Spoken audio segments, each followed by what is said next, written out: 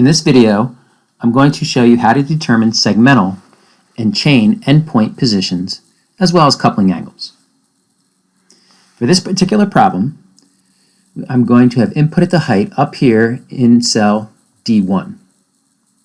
Now, based off of scaling factors, I'm going to determine the anthropometrics, or the segmental lengths, for the shank, the thigh, and the trunk.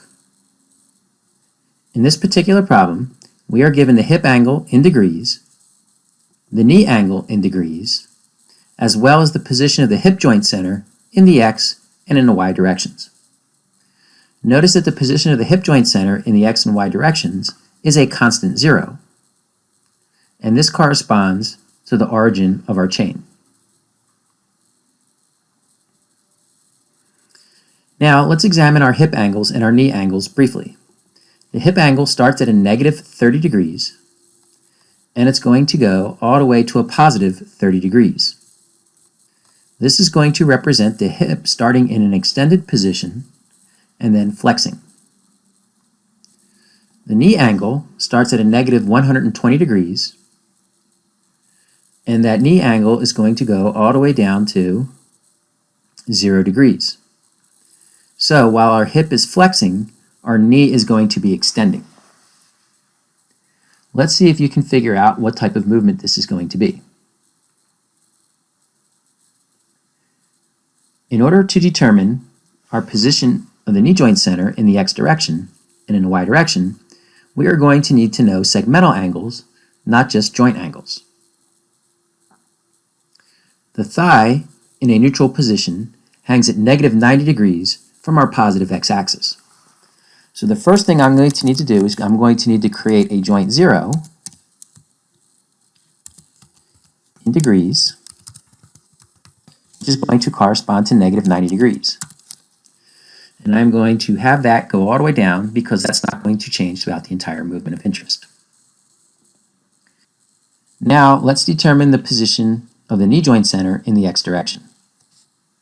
To do so, I'm going to start with the hip joint center position in the X direction, and I'm going to add to that the length of the thigh, and let's go ahead and pin that, and we're going to multiply that by the cosine of the radians of joint 0 plus the hip joint.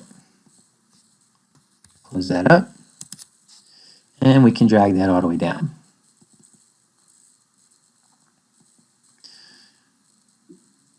The next thing we need to do is to determine the position of the knee joint center in the Y direction. Similarly, we're going to start with the position of the hip joint center in the Y direction, and we're going to add to that the length of the thigh, pin that, multiply that now by the sine of the radians of joint 0 plus the hip joint center. And we'll go ahead and close those off. Hit enter, and we're going to drag that all the way down. Now, do we have any indicator at all if we're doing this correctly?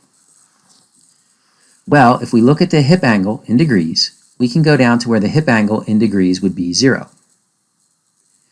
And our X position of the hip joint center at this point should be 0 because the thigh is hanging straight down. And in the Y direction, it should be the length of the thigh, which is negative 4.0915. So if we scroll back up, we see that is indeed the case for the length of the thigh. So I think we can be relatively confident that we've done this correctly.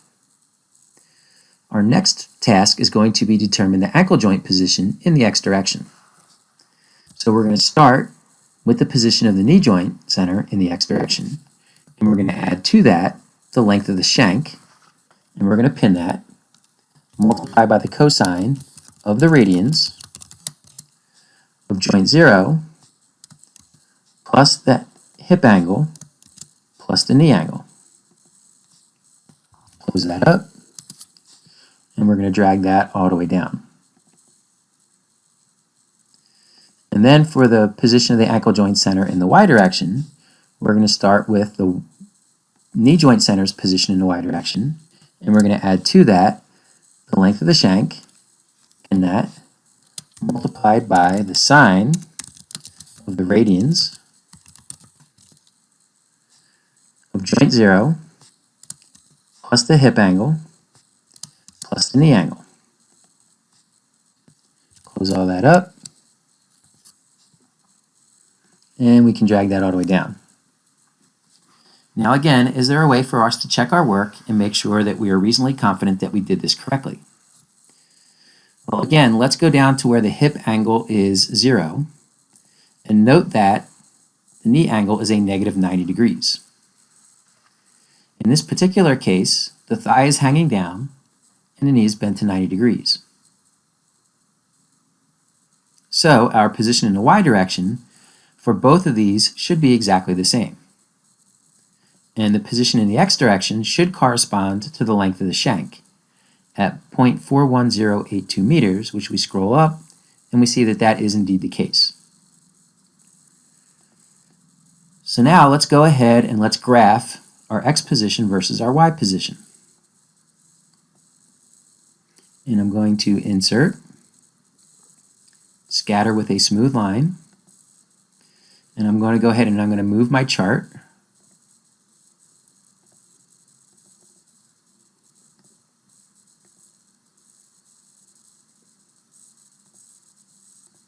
And let's just call this XP versus YP. I'm going to add, well, let's blow this up a little bit so we can see it a little better. And I'm going to add a few elements to my chart, namely my axes title. The primary horizontal is going to be the x position in meters. And I'll add a chart element here for my axis title, and the vertical, which is going to be my y position in meters.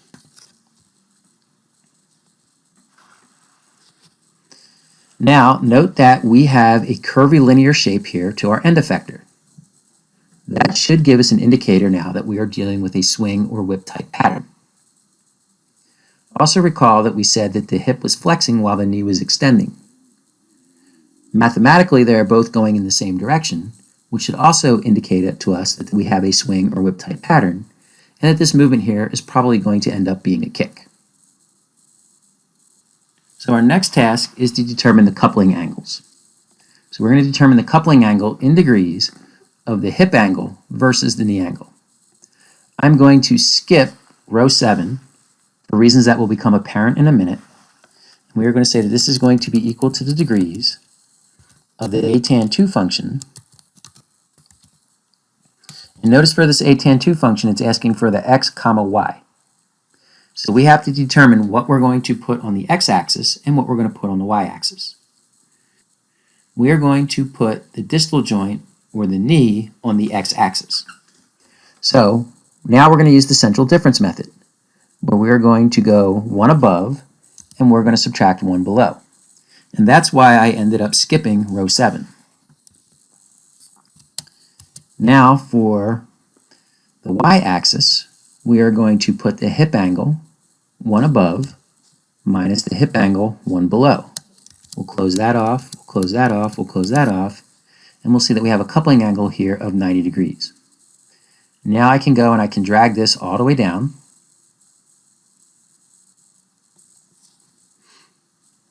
I have to remove my very last one because I don't have a central difference there. And somewhere up here in the middle, I have a kind of this wonky number here that I'm just going to delete. Now you see that we have a coupling angle here of 90 degrees. What does that coupling angle of 90 degrees represent? Well, if we look at our hip angle over here, we see that the hip is changing while the knee is not. Therefore, we know that our coupling angle has to be one of the cardinal axes that we have. That ends up being our 90 degrees.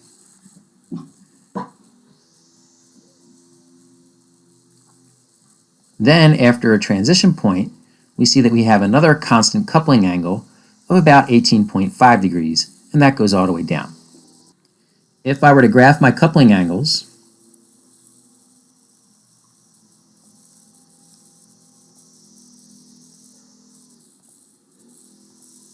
you'll see that I have two distinct phases for this particular movement. I have a constant 90 degrees, and then I have a constant almost 18.5 degrees.